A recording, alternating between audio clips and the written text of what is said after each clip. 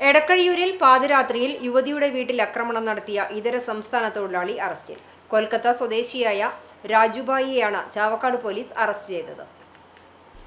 എടക്കഴിയൂർ ഖാദിരിയ റോഡിൽ ചൊവ്വാഴ്ച പുലർച്ചെ 2:20 സംഭവം. യുവതിയുടെ വീട്ടുപറമ്പിലുണ്ടായിരുന്ന സ്കൂട്ടർ നശിപ്പിക്കുകയും വീടിന്റെ ജനൽച്ചില്ലുകൾ അടിച്ചു തകർക്കുകയും ചെയ്ത പ്രതി മുറ്റത്തുണ്ടായിരുന്ന കുഴൽക്കിണർ പൈപ്പും കെട്ടിടത്തിലെ ഇലക്ട്രിസിറ്റി മീറ്റർ ബോർഡും പൂർണ്ണമായും അടിച്ചു തകർത്തു.